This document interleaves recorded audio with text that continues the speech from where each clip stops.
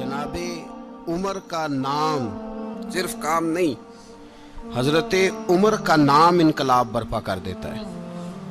हजरत उमर का नाम कुफर के ऐवानों में, जबर, जुल्म, शिर्क की वादियों में जब हजरत उमर का नाम भी लिया जाए तो बेईमान कांपना शुरू हो जाते। हजरत उमर फारूक रदी अल्लाह ताला अन्हु। हजरत उमर मामूली शख्स नहीं, मामूली आदमी नहीं। कुछ लोग सदियों के बाद पैदा होते हैं और कुछ लोग ऐसे होते हैं जो एक ही बार पैदा होते हैं, उन जैसा दूसरा पैदा होता ही नहीं, दूसरा उन तरह का पैदा होता ही। हजरत उमर रदी अल्लाह ताला अन्हु जैसी शख्सियात पैदा ही नहीं होती दोबारा। सारे सहाबा दर रिसालत माप पे खुद आए। ये वो अजीम शख्स है जिसे अल्लाह के महबूब ने अल्लाह से मांग के लिया, कहा अल्लाह ये मुझे दे दे, अल्लाह से मांग के लिया है। इसलिए सूफिया कहते हैं कुछ मुरीद होते हैं, कुछ मुराद होते हैं। कुछ मुरीद होते हैं, कुछ मुराद होते हैं। मुरीद वो होता है जो चल के आता है, आके मुरीद होता है। मुराद वो होता है जिसे कहा जाता है कि ये कभी मेरा बन जाए ना, ये कभी आ जाए ना, मेरा बन जाए, उसको मुराद कहते हैं। हजरत उमर मुस्तफ़ा करीम की मुराद है, हुजूर की मुराद है। अल्लाहुम्मा आइज़्ज़िल इस्लामा बे इस्लाम उमर इब्न खत्ताब। ऐ अल्लाह इस्लाम को इज्जत दे दे, मेरे उमर को कलमा पढ़ने की तौफीक अता फरमा दे। और कैसे दुआ मांगी? ओ यार, हजरत उमर की तो इस फजीलत का कोई जवाब नहीं दे सकता। मेरे रसूल पाक अलैहिस्सलाम सबके लिए ही दुआ मांगते हैं ना, हुजूर की दुआ आम है, लेकिन मुस्तफ़ा करीम ने काबे का गुलाफ थाम लिया और गुलाफ काबा को हुजूर ने सीने से लिपटाया और सीने से चिमटा के कहा अल्लाह मैंने तो कभी सवाल ही ज़्यादा नहीं किए, मैं करने आया हूँ, मुझे उम्र दे दे, उम्र दे दे। हुजूर ने मांग के लिया। और फिर जब जिसको हुजूर मांगे अल्लाह से कि हजरत उमर रदी अल्लाह ताला अन्हु का आज यौम शहादत है, मेरा तो दिल करता था कि फजर से बातें शुरू हों और सारा दिन ही उमर की बातें होती रहें, सारा दिन जनाब उमर की बातें, सारा दिन। इसलिए कि जिक्र जनाब उमर का होगा पर राजी अल्लाह के रसूल होंगे सल्लल्लाहु। तो जाग के बैठे, खुश हो के बैठे। हमारे यहाँ मनाया ही नहीं जाता। बाबे अल्लाह कीता साउन भादरों असू कता ते मुंडे जनवरी फरवरी, तो इस्लामी साल भी गया और वो तारीखें भी सारी गई। यकम मुहर्रम उम्मत मुस्लिमा के लिए बहुत बड़ा दिन है, बहुत बड़ा दिन। ये शहादत है हजरत उमर फारूक की रदी अल्लाह ताला। यहाँ छोटी छोटी बातों पे गवर्नमेंट छुट्टी करती फिरती है, छोटी छोटी बातों। इलेक्शन हो गया तो छुट्टी, फलां जगह पे थोड़ा सा किसी ने खबर दे दी कि कोई परेशानी है तो छुट्टी, फलां जगह ये हो गया तो छुट्टी। यहाँ तक कि फलां वजीर साहब फलां इलाके में आएंगे तो सारे इलाके को छुट्टी। और अब तो इससे बड़ा हाल होने लगा है, अगर जिन लोगों की सिंध में हुकूमत है उनके लीडर का दिन आया तो उस दिन छुट्टी, और जिनकी पंजाब में हुकूमत है उनका दिन आया तो छुट्टी। हमारा मुतालबा है हुकूमत पाकिस्तान से, अगर सर उठा के जीना चाहते हो तो यकम मुहर्रम को छुट्टी किया करो। अगर सर उठा के जीना चाहते हो तो यकम मुहर्रम को छुट्टी करो जनाब उमर के दिन। और मिल्लत के जवानों को बताओ कि अगर इज्जत की जिंदगी जीना चाहते हो तो उस तरह जियो जिस तरह फारूक आजम जी के गए हैं। इज्जत और वकार की जिंदगी, जमहूरियत हजरत उमर से सीखनी पड़ेगी। हुकूमत करने के तरीके हजरत उमर से, रियाया को सीखना पड़ेगा कि अमीर किस तरह बनाया जाता है और अमीर किस तरह के होते हैं। यहाँ लोग हमें यूरोप की मिसालें देते हैं, लोग यहाँ हमें आकर के अमेरिका की मिसालें, उन्हें क्या पता हुकूमत क्या होती है। वो कहते हैं जी वो साइकिल पे जाता है उनका हुक्मरान। मैंने कहा वो साइकिल पे जाता है? मेरे उमर फारूक मदीने से मक्के गए थे तो पैदल ही हज करने चले गए, पैदल ही। और जनाब उमर फारूक रदी अल्लाह ताला अन्हु ईद की नमाज पढ़ाने गए, ईद की नमाज उमर खुतबा ईद देने गए। और इस जमाने में कौन सा गरीब है जो नंगे पांव जाता हो? کون سا غریب ہے جو مسجد ننگے پاؤں جاتا ہو؟ لوگوں نے تو 3 قسم کی چپلیں رکھی ہوئی ہیں، ایک مسجد جانے کی علیحدہ ہے، گھر پہننے کی علیحدہ ہے، شادی بیاہ پہ جانے کی چپل علیحدہ ہے۔ حضرت عمر فاروق رضی اللہ تعالیٰ عنہ نکلے عید کا خطبہ دینے کے لیے، تو بیوی سے کہنے لگے جوتا، اس نے کہا صاحب اتنی دفعہ ٹوٹا ہے اب گانٹھا نہیں جا سکتا، اتنی دفعہ ٹوٹا ہے کہ اب دوبارہ پیمند نہیں لگ سکتے۔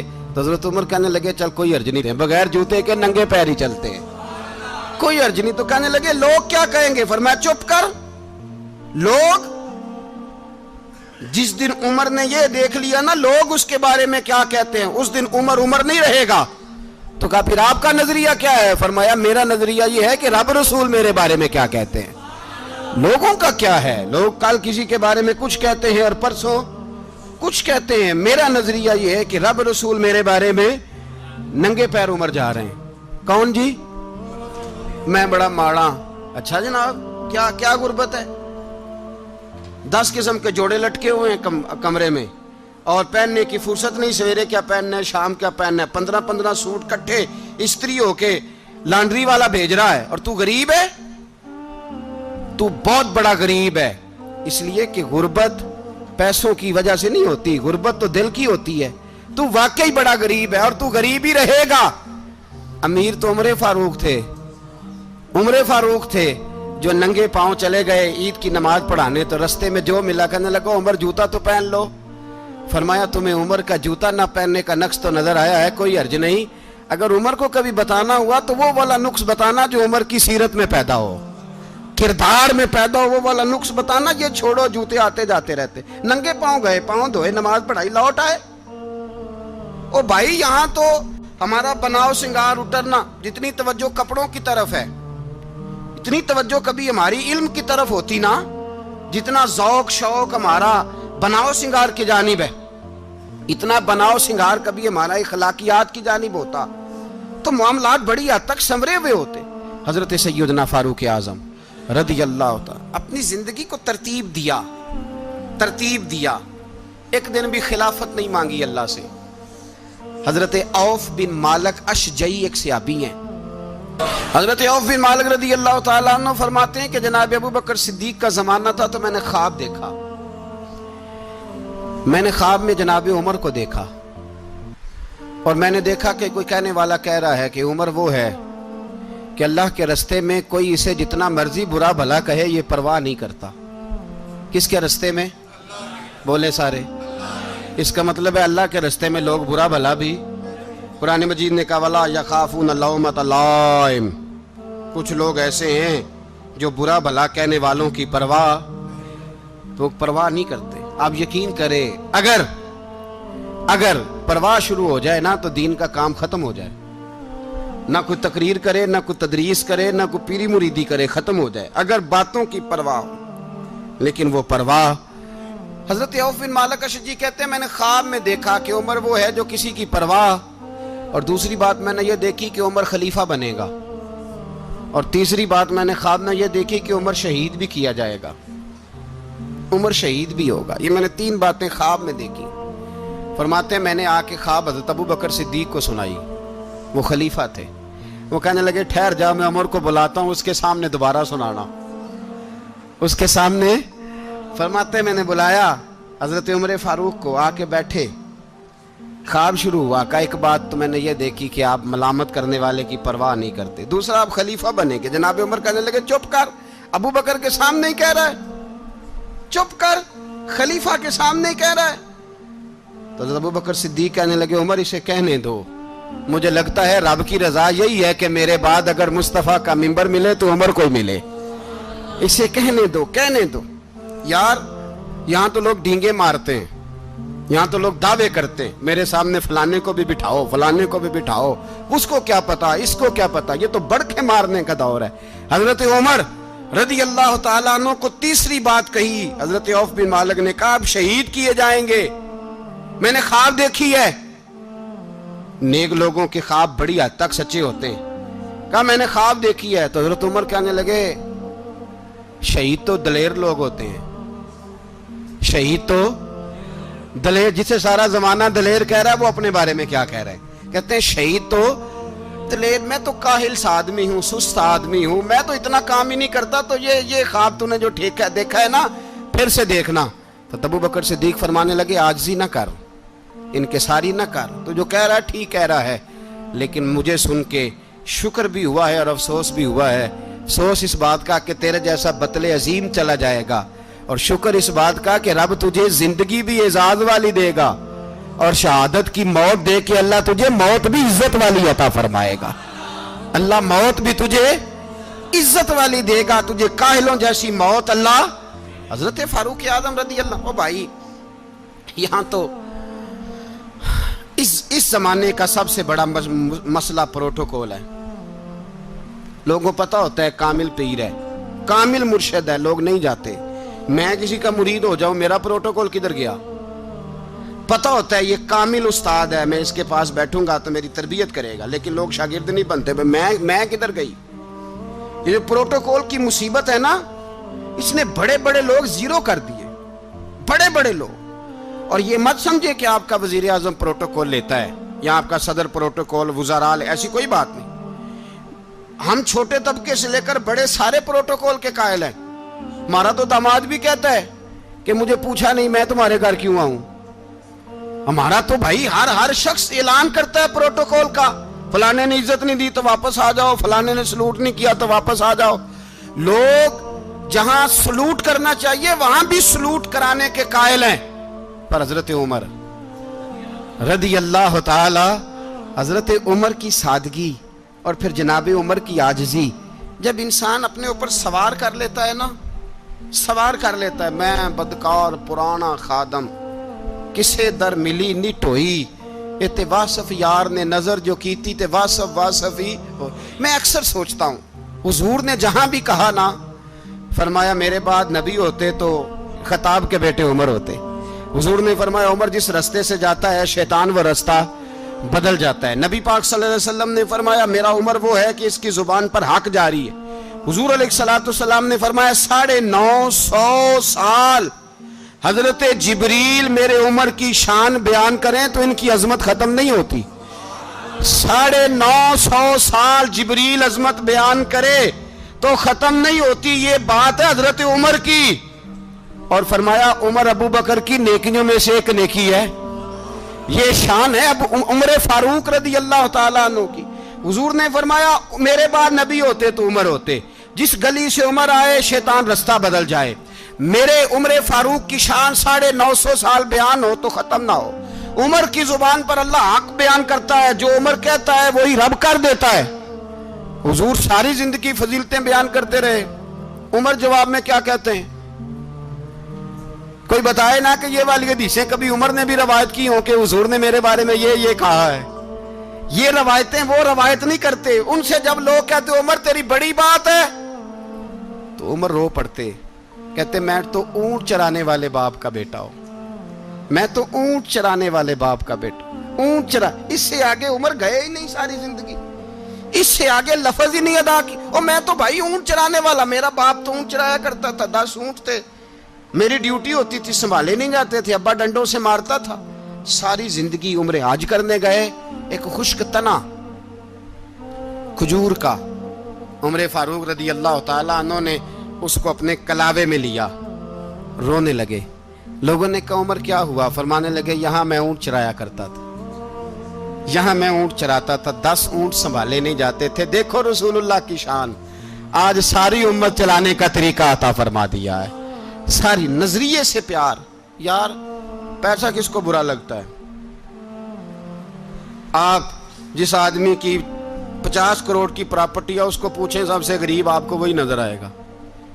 وہ کہے گا میں ٹائٹ ہوں، حالات بڑے۔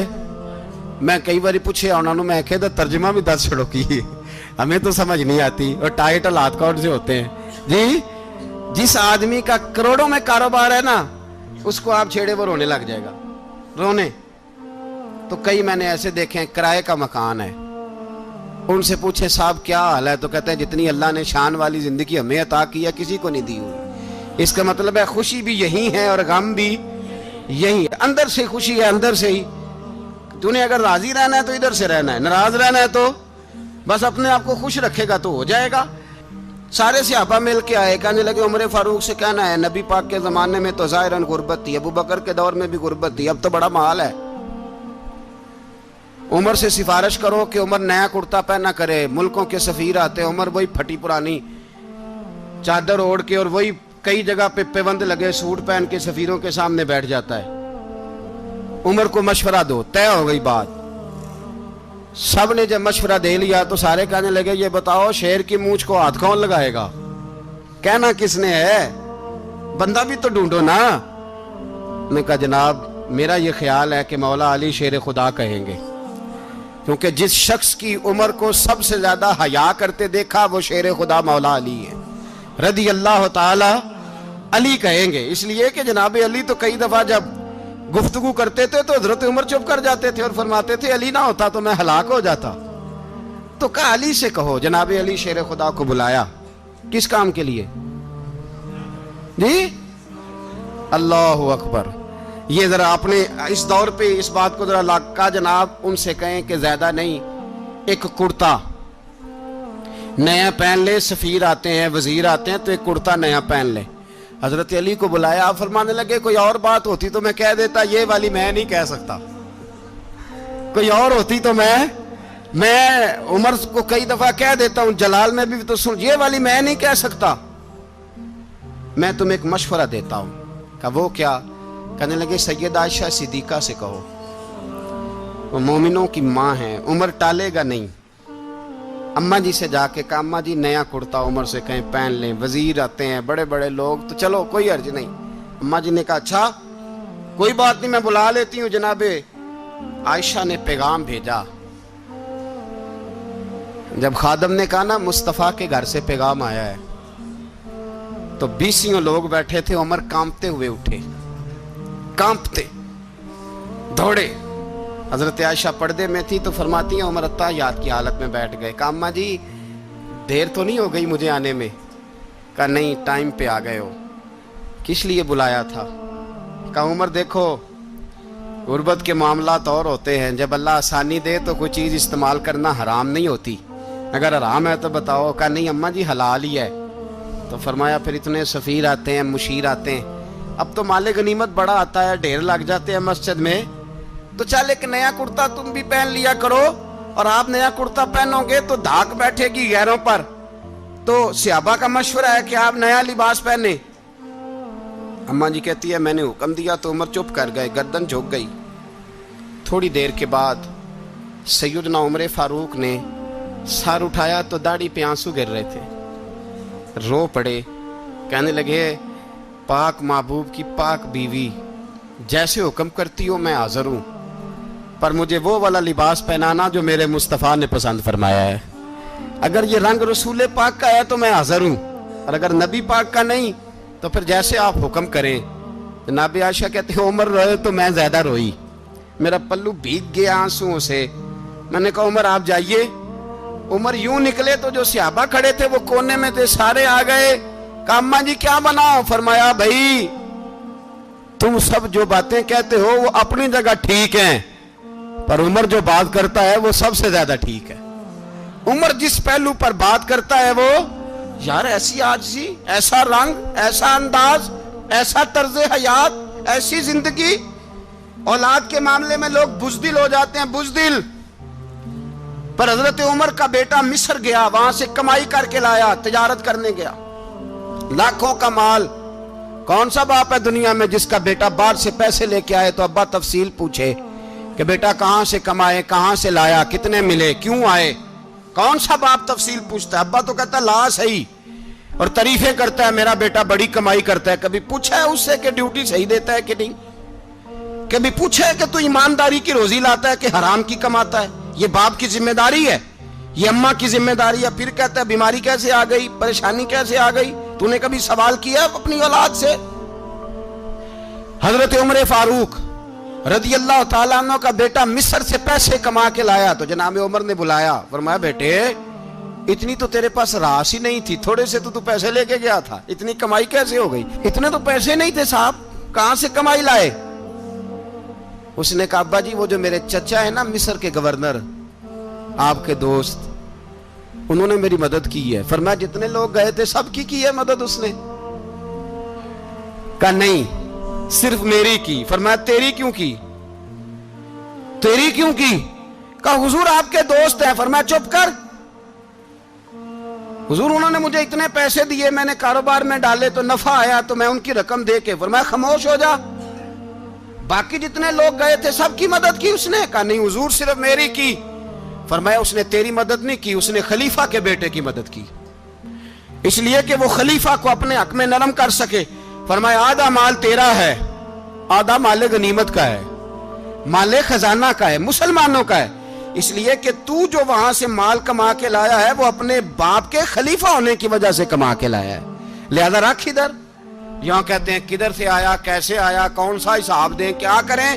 او بھائی حضرت عمر رضی اللہ تعالیٰ عنہ کا اپنی اولاد کے بارے میں یہ رنگ ہے. ایک جنگ سے نا خوشبو آئی, خوشبو بڑی مہنگی ہوتی تھی, عرب میں خوشبو آج بھی بڑی مہنگی ہے, وہ زیادہ استعمال کرتے ہیں. میری باتوں کی سمجھ آ رہی ہے میرے بھائیوں؟ بڑی مہنگی خوشبو تھی. جب وہ خوشبو آئی تو حضرت عمر نے کہا, گھر میں پہلے پہنچی حضرت عمر کے, چونکہ زیادہ عورتیں استعمال کرتی تھی گھر کے اندر خوشبو, مرد بھی لگاتے تھے. حضرت عمر نے اپنی بیوی سے کہا, آپ کی زوجہ تو تھی وہ بڑی خوشبو کو پسند کرتی تھی. حضرت عمر نے اپنی زوجہ سے کہا کہ خوشبو لاؤ, میں نے ایک عورت کی ڈیوٹی لگائی ہے, وہ خوشبو تول کے نا تو حصہ برابر صحابہ میں بانٹ دے گی. تو آپ کی زوجہ کہنے لگی کسی بی بی کی ڈیوٹی لگانے کی کیا ضرورت تھی, میں جو موجود تھی میں بانٹ دیتی ہوں تول کے حصہ برابر. آپ نے فرمایا نہیں تو رہنے دے, اور فلانی بی بی بانٹے گی. کہا حضور میں نے بھی بانٹنی ہے, میرے پہ کچھ حق ہے؟ آپ نے فرمایا نہیں تو تفصیل نہ پوچھ, تو خوشبو دے دے, کوئی اور بانٹے گی. خاتون خانہ تھی نا, کہنے لگی نہیں مجھے بھی آج آپ کو بتانا ہی پڑے گا کہ کوئی جو بانٹ سکتی ہے تو میں کیوں نہیں بانٹ سکتی. زوجہ کہتی عمر نے بات کی تو میری چیخیں نکل گئی. حضرت عمر فرمانے لگے جب تو خوشبو بانٹے گی نا تیرے ہاتھوں کو بھی لگے گی, تیرے دوپٹوں کو بھی لگ جائے گی. اگر رب کریم نے مجھ سے سوال پوچھا کہ عمر خوشبو تو مسلمانوں کی تھی, تیری بیوی کے دوپٹے کو کیوں لگ گئی, تو میں اللہ کے حضور کیا جواب دوں گا؟ اگر اللہ نے یہ سوال کیا کہ تیری بیوی نے کیوں لگائی, وہ تو حصہ تھا مسلمانوں کا, تو تو نے تیری بیوی نے کیوں لگائی؟ تو فرمایا میں نہیں چاہتا کہ اللہ کے حضور مجھے اور تجھے باز پرس ہو, لہذا کسی اور کو بانٹنے دے. زوجہ روئی اور تڑپ کے کہنے لگی عمر مجھے لگتا ہے صبح قیامت بھی تیری بیوی ہونے کی وجہ سے اللہ مجھے جنت عطا فرما دے گا, تیری زوجہ ہونے کی برکت سے. بھائی یہ معیار رکھا, خدا کی قسم ایسا شخص تاریخ میں دوبارہ نہیں آیا. اتنا بڑا آدمی, اتنا بڑا شخص, اتنا بڑا آدمی, اور پھر رنگ یہ ہے کہ عمر 22 لاکھ مربع میل کا حکمران, 22 لاکھ, اور کھجور کے درخت کے نیچے مٹی کا ڈھیلا لے کے سو گئے ہیں, پرواہ کوئی نہیں, کوئی مسئلہ ہی نہیں. 2 غلام ساتھ بیٹھے تو ایک روٹی حضرت عمر نے گھر سے منگوائی, تھوڑا سا سرکہ, تو غلام کہنے لگے ہم نے بھی کھانی ہے. فرمایا کوئی حرج نہیں, روٹی کو پیٹ بھر کے کھانا ضروری تو نہیں, 3 حصوں میں بانٹ لیتے ہیں. ایک آدمی آیا ہوا تھا مصر کا رہنے والا ملنے کے لیے, اس نے پوچھا عمر کدھر ہیں, تو کہا وہ ادھر جاؤ مسجد میں بیٹھے ہوں گے. اور واپس آیا تو کہنے لگا وہاں تو 3 غلام بیٹھے ہیں, ایک روٹی بانٹ کے کھا رہے ہیں, لگتا ہے کئی دنوں سے روٹی نہیں ملی. کہا 3 غلام تو کوئی نہیں, وہاں 2 ہی تھے, تیسرے تو امیر المومنین تھے. اس نے کہا نہیں 3 غلام ہیں, کپڑے بھی ایک طرح کے پہنے ہوئے, بلکہ 2 کے تو پھر صحیح ہیں, تیسرے کے تو زیادہ ماڑے ہیں. کپڑے بھی ایک طرح کے, کھانا پینا بھی ایک طرح کا, اور ان کا نشست برخاست بھی ایک طرح کی ہے, لہذا کوئی فرق نہیں. حضرت ابو ہریرہ کہتے ہیں میں لے کے آیا, اور جناب عمر کو جب میں نے کچی زمین میں تامت سمیٹ بیٹھے دیکھا تو میں رو پڑا. میں نے اس مصر سے آنے والے کو کہا تو اس کے جلوے دیکھ, اگر اس کی ذات میں اتنا حسن ہے تو محمد عربی کا مقام کیا ہوگا. یہ مقام غور ہے, مقام غور. 10 محرم کو لوگ دیگے پکائیں گے نا, نہیں پکانی ہے, کوئی بول دے نہیں, ہاں نہ نہیں کر دے, پروگرام بدلیا تو نہیں دی عید کی کہ وہ ایک کام شروع ہویا ہے لات ٹیٹ ہونے والا. کیوں جی, پکنی ہے نا دیکھیں 10 محرم کو انشاءاللہ تعالی, ہم بھی پکائیں گے انشاءاللہ, یہاں بھی پروگرام ہوگا. تو 10 محرم کو جو دیگ پکنی ہے تو ایسا نہیں ہو سکتا کہ 1 محرم کو حضرت عمر کے نام کی بھی کوئی پک جائے. اگر امام حسن حسین کے نام کی دیگیں پکے تو جو امام حسن حسین سے پیار کرنے والے ہیں، جو امام حسن حسین سے، ہم لوگوں نے بھی عجیب رٹا اپنایا ہے نا، ہم لوگ بات کا ایک پہلو دیکھتے ہیں دوسرا نہیں دیکھتے۔ حضرت امام حسن اور حسین کو بھی نبی پاک نے شہید کہا، اور جناب عمر کو بھی رسول اللہ نے خود شہید فرمایا، فرمایا شہید ہے، خود فرمایا اپنی زبان سے کہ یہ شہید ہے، خود میرا عمر شہید ہے۔ تو ان کے نام کی دیگ نہیں پکنی چاہیے، اس طرف نہیں ہماری توجہ ہونی چاہیے۔ اور اہل بیت نبوت، یہ بات میں پہلے بھی کرتا ہوں، آج پھر کرنا ضروری سمجھتا ہوں، اہل بیت کا پیار، سن لو کان کھول کے، اہل بیت کا پیار اگر ہمیں کسی نے سکھایا ہے تو سیدنا عمر فاروق نے سکھایا ہے۔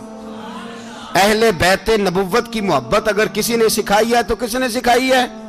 بول کے بتائیے، حضرت عمر نے۔ اہل بیت کا پیار ہمیں حضرت عمر نے بول کر کے سکھایا ہے۔ بھائی یاد رکھیں، کسی کی طاقت نہیں تھی دم مارنے کی حضرت عمر کے سامنے، طاقت ہی نہیں تھی، کیسر و کسرا کانپ جاتے تھے، جرأت ہی نہیں کرتے تھے حضرت عمر۔ اور ہمارے تو تعلقات بڑے ہیں نا غیروں سے۔ حضرت ابو موسیٰ اشعری رضی اللہ تعالیٰ عنہ فرماتے ہیں میرا منشی سائی تھا، وہ کاتب کہتے تھے وہ لوگ، میرا حساب کتاب عیسائی تھا۔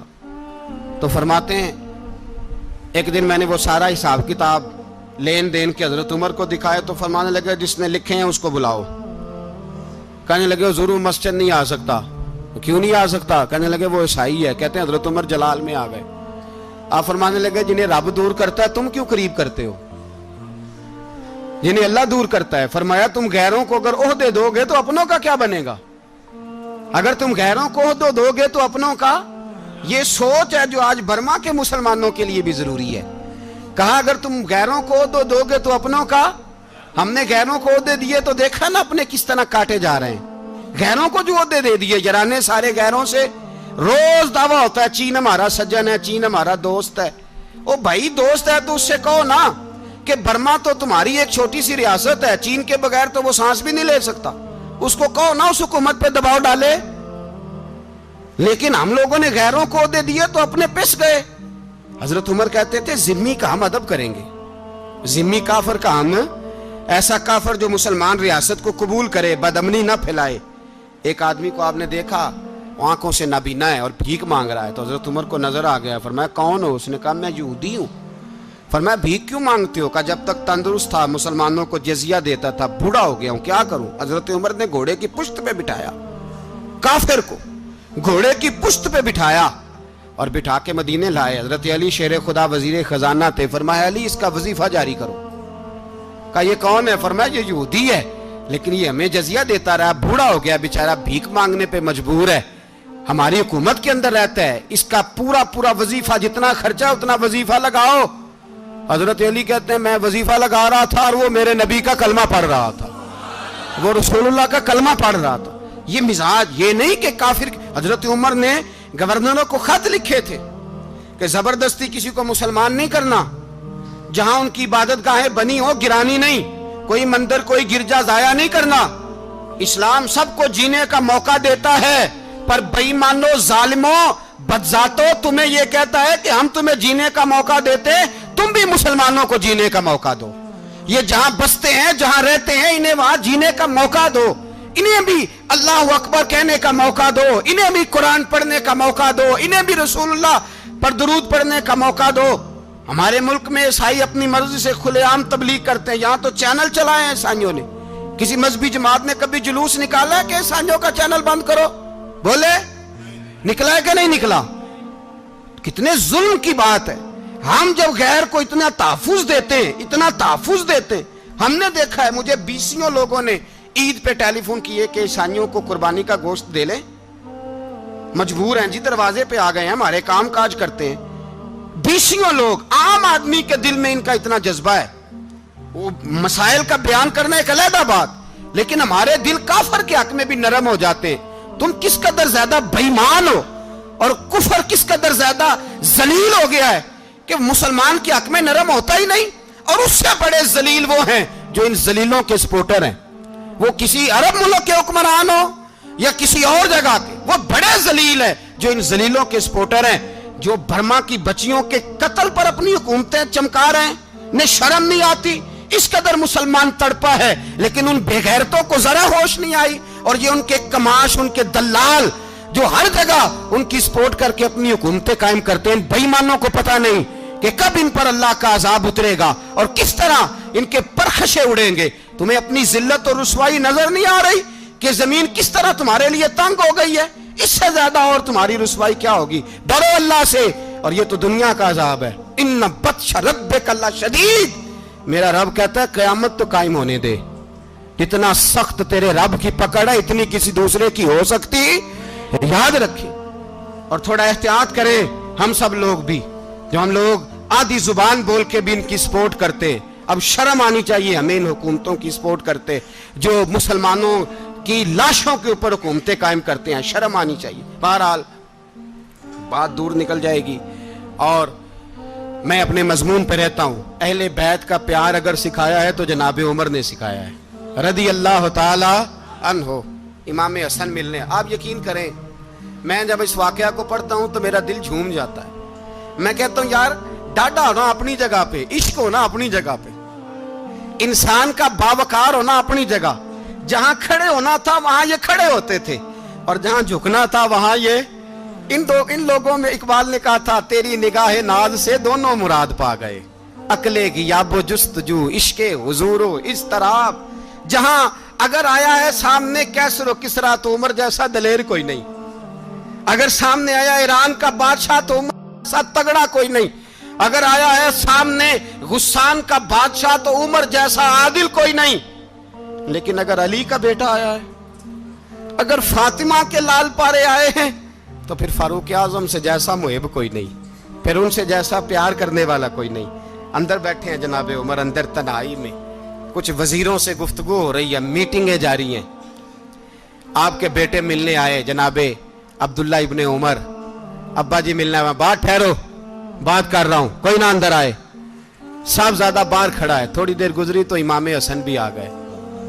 कौन आए? आपको अजब मिलेगा इमाम साहब का नाम लेने से, वो सरदार हैं जन्नतियों। कौन आए? सारे बोलिए, इमाम हसन, तेरी नस्ल पाक में है बच्चा बच्चा नूर का, तू है ने नूर तेरा सब घराना। इमाम हसन आए तो हजरत अब्दुल्ला इब्ने उमर को दरवाजे पे खड़े देखा, कहा अमीरुल मोमिनीन कहाँ हैं? कहने लगे हजरत उमर के बेटे। कहने लगे वो अंदर बैठे, कुछ मीटिंग हो रही है, और उन्होंने कहा कोई अंदर ना आए, लेकिन आप जाना चाहें तो चले जाएं, आप जाना चाहें तो, तेरी नस्ल पाक में है बच्चा बच्चा नूर, आप जाना चाहें तो चले जाएं। तो उन्होंने कहा जब आप बाहर खड़े हैं तो मुझे कोई इतना जरूरी काम नहीं, और अभी जोर की नमाज थोड़ी देर में होगी, मैं मस्जिद में मिल लूंगा अमीरुल मोमिनीन से। ये बात कह के इमाम हसन चले गए। यार इतनी बड़ी बात नहीं थी, इतनी बड़ी बात नहीं थी। वो मेरे उस्तादों का बेटा भी आए तो कहा ठीक है जी, वो सोए हुए हैं, तो कोई गर्ज नहीं यार, मैं ठहर के आ जाऊंगा, कोई बड़ी बात नहीं थी। देखा जाए तो बड़ी बात नहीं थी, पर बात बहुत बड़ी थी, इसलिए कि ये खाली हसन नहीं, ये हसन इब्ने अली है, ये हजरत फातिमा के लख्ते जिगर। हजरत उमर बाहर निकले, अब्दुल्ला इब्ने उमर से पूछा कोई आया तो नहीं? तो कहा हुजूर इमाम हसन आए थे। तो कहा फिर शहजादे को अंदर क्यों नहीं भेजा? कहा मैंने कहा था। वो कहने लगे अगर अमीरुल मोमिनीन मसरूफ हैं तो मैं जोहर में मिल लूंगा। हजरत उमर रोने लगे, फरमाया बेटे तूने अच्छा नहीं किया। फिर मस्जिद नहीं गए, सीधे इमाम हसन के दरवाजे दस्तक दी। इमाम हसन बाहर आए, कहा शहजादे आए थे तो मिले क्यों नहीं? तो इमाम हसन कहने लगे हुजूर आपका अपना बेटा दरवाजे पे खड़ा था, आपका अपना बेटा दरवाजे पे खड़ा था, और मना भी किया था आपने, तो मैं जोर में मिल लेता। हजरत इमाम हसन फरमाते जोशे जज्बात में जनाबे उमर ने सर से पगड़ी उतार दी, जोशे जज्बात में। कहने लगे हसन मेरे बेटे का और आपका क्या मुकाबला? क्या उसकी मां का नाम फातिमा ज़हरा है? क्या उसकी नानी का नाम खतीजतुल कुबरा है? क्या उसके नाने का नाम मोहम्मद मुस्तफा है?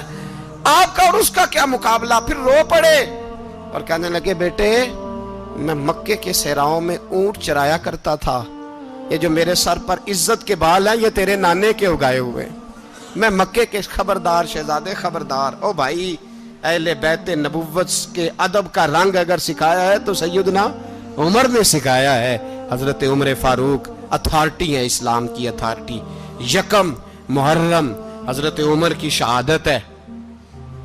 यहूदी बोल उठा, काफिर बोल उठा, अगर 6 महीने उमर दुनिया में और रहते तो दुनिया में कोई काफिर मौजूद न होता। 6 महीने। और जब इस बतले जलील का जनाजा उठा, अल्लाह, बुखारी पढ़िए ना, अल्लाह मरजुकना शहादतन फी सबीलिक, अल्लाह बिस्तरे की मौत ना देना, शहादत की देना। उमर शहीद हुए, मस्जिद नबी में नमाज पढ़ाते, और जब जनाजा उठा तो मदीने का फिर पीछे जो दलेर बचे वो मौला अली थे। मौला अली, जनाब उमर का जनाजा उठा तो सबसे पहली हाय जो निकली वो हजरत अली की जुबान से निकली, और हजरत अली सारी दाढ़ी आंसुओं से भर गई। लोगों ने कहा कि अली क्या हुआ? फरमाने लगे तुम देख नहीं रहे जनाजा किसका उठा है, पलट के देखो तो सही, तुम पता नहीं है कौन गया है। कहा हुजूर क्या हुआ? आप फरमाने लगे उमर इस तरह के काम करके गया है, अब इनके रस्तों पे कौन चलेगा, कौन इसके जिगर राहे वफा में। मैं नक्श ऐसे छोड़ आया हूँ, मैं जिस मंजिल से गुजरा हूँ वो अब तक याद करती है। हजरत अली हजरत उमर के जनाजे पे खड़े होकर कहते हैं अल्लाह मुझे उस तरह के अमल करने की तौफीक दे जिस तरह की उमर करके गया। मेरे भाई, बतले अजीज, बतले हुर्रियत हजरत उमर रदी अल्लाह ताला अन्हो, जो अपनी जिंदगी इनकलाब वाली गुजार के गए। उमर जब दुनिया से गए तो 80 दिनार का कर्जा था, 22 लाख मुरब्बा मील का हुक्मरान। और अपने बेटे से कहने लगे बेटे कोशिश करना तेरे खानदान वाले मिल के मेरा कर्जा उतार दे, मेरी कब्र पे बोझ ना रहे, और अगर खानदान वाले मदद न करें तो मेरे दोस्तों से बात करना, वो मदद न करें तो फिर अली से बात करना। इनका प्यार आपस में इतना, और तू इख्तलाफ साबित कर रहा है। 80 दिनार का कर्जा छोड़कर हजरत उमर दुनिया से गए और जाती दफा कह गए मेरे बाद मेरे बच्चों को हुकूमत के मशवरे में भी शामिल ना करना, हुकूमत के मशवरे में भी मेरी औलाद शामिल ना हो। इतना बड़ा शख्स इतना बड़ा रंग दे के यकम मुहर्रम को जब उमर फारूक का विशाल हुआ तो बेटे से कहने लगे अम्मा आयशा से जाके कहो मेरा भी नबी पाक के रोजे में दफन होने को दिल करता है। एक कब्र की जगह है अम्मा जी ने अपने लिए रखी है, बुखारी है बुखारी। हजरत आयशा के पास साहबजादे गए, कहने लगे अम्मा जी उमर को जख्म लग गया है, हालत बड़ी परेशानी वाली है। वो कहते हैं अगर अम्मा इजाज़त दें। सैयद आयशा रो पड़ी, फरमाने लगी कि वो अपनी कब्र की जगह तो नहीं ना किसी को देता, पर उमर ने कमाल ही बड़ा किया, उसे कहो जाओ गुंबद खजरा में कयामत तक जो मुस्तफ़ा पे और अबू बकर पे सलाम पड़ेगा वो तुझ पे भी सलाम पढ़ के जाएगा, जाओ मैंने जगह दी।